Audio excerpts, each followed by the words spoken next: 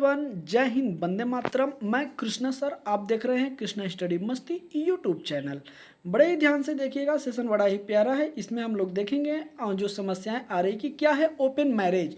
तो भारत में open marriage का कितना प्रचलन है उसके बारे में हम लोग देखेंगे।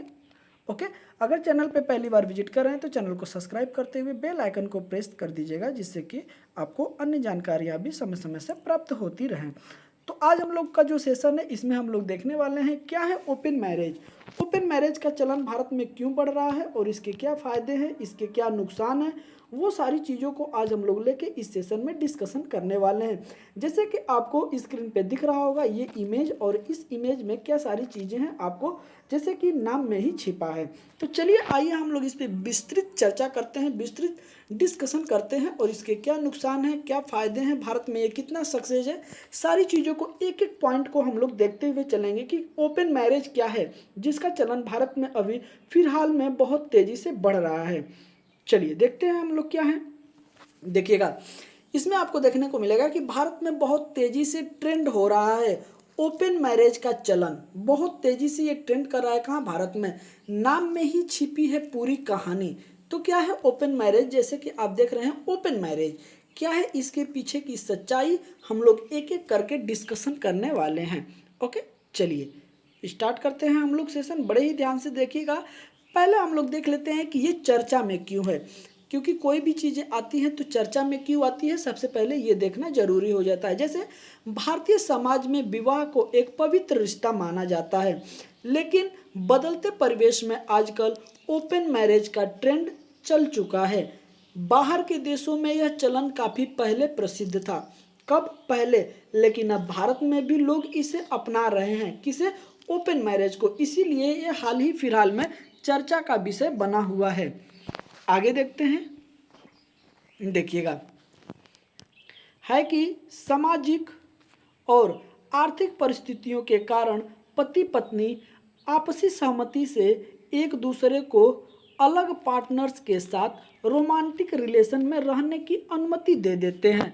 तो ये अभी फिलहाल में बाहर चल रहा था, विदेशों में चल रहा था, लेकिन अब ये सारी चीज़ें आपको यहाँ पे भी देखने को मिल रहा है। जैसे कि मान लीजिए दो लोग हैं, शादी हुआ, पति जो है वो किसी पुरुष जो है वो किसी अन्य महिला के साथ अपना प्रेम कर रहा है, और महिला जो है वो किसी अलग पुरुष के साथ प्रेम कर रही है, और दोनों के सहमति से यह रिलेशन चल रहा है। इसी को हम लोग कहते हैं ओपन मैरिज, जिसमें कोई पाबंदी नहीं होती है और दोनों लोग सहमति से एक दूसरे को इजाज़त दे देते हैं। ठीक है।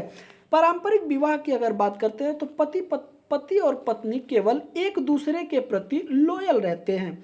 ठीक है। लॉयल्टी की अगर हम बात करते हैं तो ये लॉयल्टी जो है आज के डेट में बिल्कुल ख़त्म होती जा रही है, क्योंकि पारंपरिक जो विवाह होता था, जो बंधन होते थे, जो 7 कस्में खाई जाती थी और 7 फेरे लिए जाते थे, जो भी कस्में खाई जाती थी उसके प्रति निभाए जाते थे। सोचिए कि एक पद्मावती रानी थी, रानी पद्मावत, आपने नाम सुना होगा, जो सिर्फ खिलजी इतना ने पेश किया था कि हम उनको आईने में देखेंगे। कहाँ? शीशे में। शीशे में देखने के लिए की कहा था, और वो भी न किया, उन्होंने जौहर कर लिया। जौहर क्या होता था? अगर आप इसके बारे में देखेंगे तो आपको ये इतिहास में थोड़ा सा पीछे जाना पड़ेगा कि जब वहाँ के लोग युद्ध करने जाते थे, राजस्थान के लोग, तो उनको अगर ये होता था कि जब वहाँ सूचना आती थी कि जितने लोग युद्ध करने गए थे राजा थे, और राजा के साथ तो सैनिक भी जाते थे, तो वो लोग जब ये सूचना मिल जाती थी कि वो लोग मारे गए, तो रानी जो होती थी वो आग जला के और उसमें कूद जाती थी। उसी को कहते हैं जौहर करना।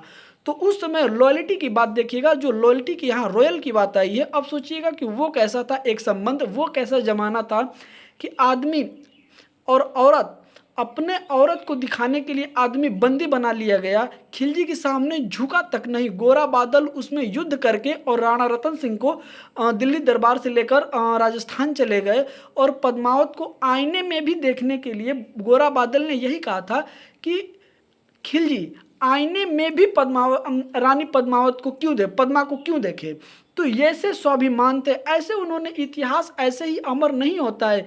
इतिहास लिखने के लिए बहुत ही सारी चीज़ें त्यागना पड़ता है, देना पड़ता है, तब जाके आपके लिए इतिहास लिखा जाएगा। इतिहास ऐरों गैरों के लिए नहीं लिखा जाता। और वही चीज़ें जो है कि पारंपरिक जो विवाह होता था, जो पति पत्नी एक दूसरे के प्रति लॉयल होते थे, वो ख़त्म धीरे धीरे होता जा रहा है। क्योंकि अब जो प्रचलन आ रहा है तो ये कैसा है, ओपन मैरिज में दो लोगों के बीच एक भरोसा, समझदारी के आधार पर कुछ सीमाएं, इच्छाएं और उम्मीद को एक दूसरे के सामने साफ साफ स्पष्ट करना होता है। इसको हम लोग क्या कहते हैं, ओपन मैरिज। जैसे मान लीजिए किसी की शादी, जैसे अभी भी क्या हो रहा है कि औरत पहले लड़कियां हैं प्यार कर रही हैं, फिर उसके बाद शादी हो रहा है, फिर उसके बाद डिवोर्स के नाम पे उनसे मोटी रकम वसूली जा रही है। ये चलन चल रहा है अभी। तो फिलहाल की अगर हम बात करें तो कानून की अगर हम बात करते हैं, जो भारतीय न्याय संहिता की अगर बात करें, तो ये भी क्या है, महिलाओं के प्रति थोड़ा सा झुकाव है। पुरुष के लिए कोई कुछ भी नहीं है। इस वजह से क्या है कि पुरुष जो है कि जब ज़्यादा परेशान हो जा रहे हैं तो वो क्या कर रहे हैं, आत्महत्या कर रहे हैं। आए दिन आपको न्यूज़ में सुनने को मिल रहा है कि यहाँ आदमी हत्या कर लिया, वहाँ कर लिया, कोई वहाँ मार दिया, कोई यहाँ मार दिया। तो इस पे क्या है, सरकार को ध्यान देने की ज़रूरत है। और जो हम लोगों को होता था कि औरतों कमज़ोर हैं, ये सारी चीज़ें, अब मुझे नहीं लगता कि कोई कमज़ोर है। ये सारी चीज़ों पे अब रोक लगानी चाहिए, क्योंकि पुरुष के लिए भी कानून होना चाहिए। औरत है रो लेगी, पुरुष कभी नहीं रोता है। जैसे ना कि अगर आप देखेंगे ना कि अगर किसी लड़के का, जैसे मान लीजिए 4 लड़के हैं, उसमें अगर पिता मर गया तो 4 लड़के में से तो 3 लड़के रो लेंगे क्योंकि छोटे हैं, बड़ा लड़का नहीं रोएगा। अगर वो रो देगा तो माँ को हिम्मत देना है, भाई को भी हिम्मत देना है, बहन को भी हिम्मत देना है। अगर वो अगर खुद टूट गया तो उनको समझाएगा कैसे? अगर उनको समझाने के लिए नहीं रोया तो समाज कहता है बड़ा निर्दयी है, क्योंकि ये तो रोया ही नहीं। अब एक लड़का बेचारा किस हिसाब से रहे, किस तरीके से जिए, ये उसके ऊपर डिपेंड करता है, क्योंकि समाज का भी सुनना है, घर को भी संभालना है, सारी जिम्मेदारियों को लेकर चलना है। तो अब इस तरीके से जो होता था लॉयल्टी, ये सारी चीज़ें अब धीरे धीरे ख़त्म होती जा रही हैं, जो कि आपको यहाँ फिगर में दिखाया गया है। फिगर में भी आप देख सकते हैं कि किस तरीके से ये सारी चीज़ें आपके सामने दिखाई गई हैं। चलिए आगे आते हैं कि भारत में ओपन मैरिज का बढ़ता चलन, ये भी आप देखिएगा। जो भी सोशल मीडिया है, ये सोशल मीडिया के थ्रू ही काफ़ी प्रभाव इसके देखने को मिल रहा है।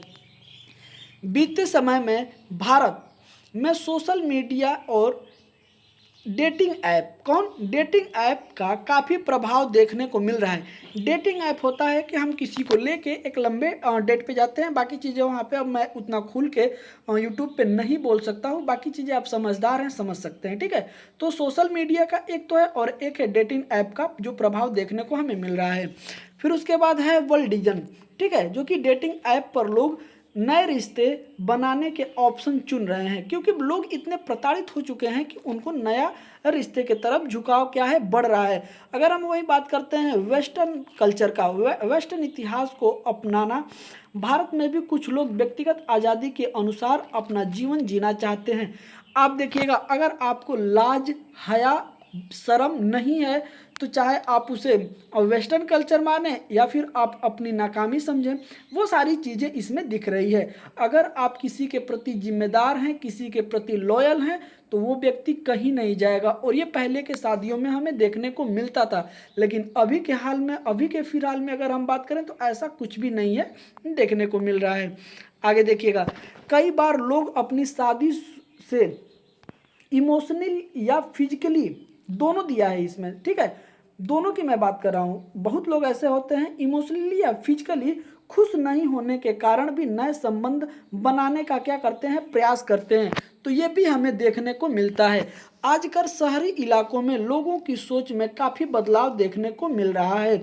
मैरिज के पारंपरिक रूप को अपने सुविधा के अनुसार लोग बदल रहे हैं, लेकिन ऐसा नहीं होना चाहिए। आज आपको लगता है कि आज आप किसी से शादी करके अलग होके ठीक हैं, तो अब बताइए कि अगर आपके बच्चे भी वैसे करेंगे तो क्या आप कहीं समाज में मुंह दिखा पाएंगे? तो ये सारी चीज़ें हैं, बहुत सारी हैं, लेकिन एक हिसाब से सही भी। अगर किसी को प्रताड़ित हो रहा है, प्रताड़ना अगर मिल रही है, तो उससे आज़ादी होने के भी ये नए नए रास्ते क्या होता है यहाँ से ओपन हो जाते हैं। आगे देखिएगा कि ओपन मैरिज के फ़ायदे, इसमें फ़ायदे क्या क्या हैं हम लोग उस पर डिस्कशन कर लेते हैं, फिर उसके बाद इसके नुकसान क्या क्या क्या हैं उस भी हम लोग इसमें देखेंगे। देखिएगा, ओपन मैरिज में पति पत्नी एक दूसरे को स्वतंत्रता देने का प्रयास करते हैं। अब सोचिए ये कैसी स्वतंत्रता है, लेकिन इसके फायदे मैं बता रहा हूँ कि पति पत्नी जो होते हैं एक दूसरे को क्या होता है, स्वतंत्रता देने का प्रयास करते हैं, जिसमें व्यक्ति सभी इच्छाओं को बिना किसी दबाव के पूरा कर सकता है। ठीक है, ओपन मैरिज से लोगों को अपने जीवन में अधिक खुशी और संतुष्टि मिलती है। भाई है ना, अब हमें अगर घर का पानी अच्छा नहीं लगता या घर का खाना अच्छा नहीं लगता, अगर होटलों का खाना अच्छा लगता है तो वो तो खुशी हमें क्यों नहीं देगा। तो ये भी सारी चीज़ें हैं, जैसे प्रेमानंद महाराज जी भी ये चीज़ें बोल चुके हैं कि जिसको होटलों का खाना पसंद आना लगे वो घर का खाना उसे पसंद नहीं आता। इसे भी करके रिश्ते क्या हो रहे हैं, बिगड़ रहे हैं। खैर मैं ये भोजन को नहीं कह रहा हूँ, आप भी समझ रहे हैं। आगे देखिएगा, इसे ईमानदारी के रूप में भी देखा जा सकता है, क्योंकि अगर कपल्स आपस में खुश नहीं है तो एक दूसरे से झूठ और धोखा देकर घर से बाहर अफेयर चलाते हैं। तो ये सारी चीज़ें इसमें क्या हो जाएगी, कम हो जाएगा। कोई किसी से झूठ नहीं बोलेगा, तो ये थोड़ी सी सही है एक तरीके से कि आदमी, नहीं तो फिर क्या होता है कि आदमी झूठ बोलता है, घर से बाहर जाता है, कई लोगों के साथ अफेयर उनके चलते हैं। तो ये भी सारी चीज़ें जो होता है ना, घर में एक कलह का रीजन पैदा कर देता है। अगर कपल में आपसी संबंध और सहमति बन जाए तो बाहर धोखा देने की संभावना क्या होती है, कम हो जाती है। लेकिन अगर जो शादी कर रहे हैं अगर उसी में अगर आपकी सहमति बन जा रही है तो फिर उसके बाद बाहर जो है कि ओपन मैरिज का प्रचलन ही क्या हो जाएगा, कम हो जाएगा। फिर उसके बाद यहाँ तक आने की संभावना ही नहीं बचेगी। ठीक है, आगे देखिएगा इसके नुकसान क्या क्या हैं। तो क्या है ओपन मैरिज के नुकसान, हम लोग इस पर भी डिस्कशन कर लेते हैं। बड़े ही ध्यान से देखिएगा कि भारत में अभी ओपन मैरिज को लेकर कोई कानून नहीं बना है। क्या हुआ है, कोई कानून नहीं बनाया गया है और ना ही समाज को पूरी तरह से इसे स्वीकार कर रहा है। जो भी समाज है अभी इसे पूरी तरीके से स्वीकार नहीं किया है और इसमें कोई भी कानून नहीं बनाया गया है ओपन मैरिज को लेके। भारत में ज्वाइंट फैमिली की परंपरा चली आ रही है। कौन सी फैमिली की परंपरा चली आ रही है, ज्वाइंट फैमिली की परंपरा चली आ रही है। इसलिए ओपन मैरिज को समाज इतनी आसानी से स्वीकार नहीं कर पाता है, क्योंकि जहाँ पे 4 लोग रहते हैं ना, वहाँ पे ये सारी चीज़ें अभी प्रॉब्लम खड़ा कर दे रहा है। कोई कानून नहीं है, कोई रुकावट नहीं है। आज आप किसी के साथ रहिए, कल आप किसी के साथ हो जाइए, फिर उसके बाद रोना होता है कि हमारा ये फ़ायदा उठा लिया, हमारा ये नुकसान कर दिया। तो ये सब सारी चीज़ों को भी यहाँ पे देखने के नज़रिए अपना अलग अलग हो सकता है। कई बार ओपन मैरिज में एक पार्टनर को इनसिक्योरिटी महसूस होती है। क्या होती है, उनको असुरक्षा महसूस होती है, इनसिक्योरिटी महसूस होती है। तो ऐसा भी हो सकता है कि अगला जो व्यक्ति है वो किसी दबाव में, किसी प्रेशर में आ सकता है। तो ये सब चीज़ों को भी इसमें अभी भारत में ये सारी चीज़ें अभी नहीं हुआ है, तो इस वजह से भी लोग इसके तरफ अभी कम जा रहे हैं। लेकिन प्रचलन जो है कि तेज़ी से इसमें क्या हो रहा है, बढ़ रहा है। कई बार बाहरी संबंधों में अगर गहरा इमोशनल या फिजिकल अटैचमेंट हो जाए तो विवाह के संबंध जो होते हैं वो कमज़ोर हो जाते हैं और यहाँ से फिर तलाक के रीज़न जो होते हैं वो स्टार्ट हो जाते हैं। तो ऐसा भी यहाँ पे देखने को, अगर मान लीजिए आप किसी से पहली बार मिलते हैं तो वो ओपन मैरिज के तरीके ठीक है, लेकिन कभी कभी होता है कि जो आपका शादी हुआ है, शादीशुदा जो लोग हैं, उनके जीवन में भी एक अलग से खलबली मच जाती है इसके तरफ से। इसीलिए पूरी तरह से अपनाने के लिए ये अभी काफ़ी चुनौतीपूर्ण है। भारत में इसको अभी आने के लिए काफ़ी चुनौतीपूर्ण है, लेकिन जिस तरीके से समाज बदल रहा है उस हिसाब से बहुत कम समय में ये अपना पैर क्या है यहाँ पे फैला सकता है। आगे हम लोगों का देखिएगा कि भारत में ओपन मैरिज में कितना सफलता मिला है, अभी हम लोग इस पर डिस्कशन कर लेते हैं। जैसे ध्यान से देखिएगा, भारतीयों में जड़ें अभी भी परंपरा से बंधी हुई हैं। तो ये चीज़ आप याद रखिएगा, अभी भी जड़ें क्या हुई हैं, बंधी हुई हैं। ओपन मैरिज का सफल होना पति पत्नी के आपसी समझ, मानसिकता और सहमति पर निर्भर करता है कि ये ओपन मैरिज कितना सफल होता है पति पत्नी के बीच।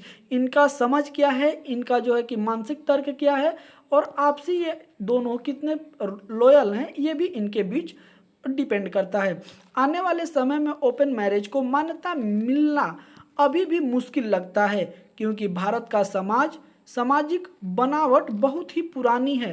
तो भारत में पुरानी है, जैसे वेस्टर्न कल्चर यहाँ पे धीरे धीरे आके पाँव फैला लिया, उसी तरीके से ओपन मैरिज भी भारत में पाँव फैला लेगा, लेकिन आने में अभी समय लगेगा। अभी धीरे धीरे ये प्रचलन काफ़ी तेजी से बढ़ रहा है।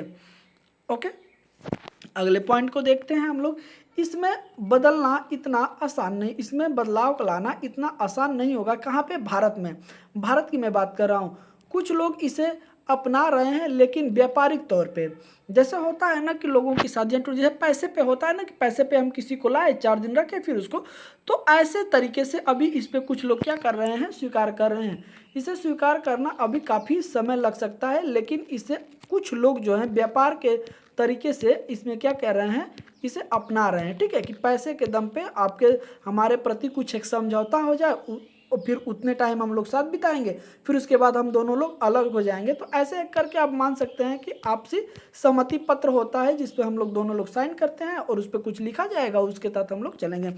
तो सेशन कैसा लगा जरूर आप ओपन मैरिज के पॉइंट ऑफ व्यू से, अगर आपके पास भी कुछ सुझाव हैं तो आप हमें कमेंट करके बता सकते हैं। कितना सक्सेस हो सकता है भारत में, और कितने इस पे क्या आपकी राय है, आप जरूर हमें कमेंट करके बताइए। मिलते हैं आपसे अगले सेशन में, तब तक के लिए जय हिंद, वंदे मातरम। अपना ख्याल रखिएगा।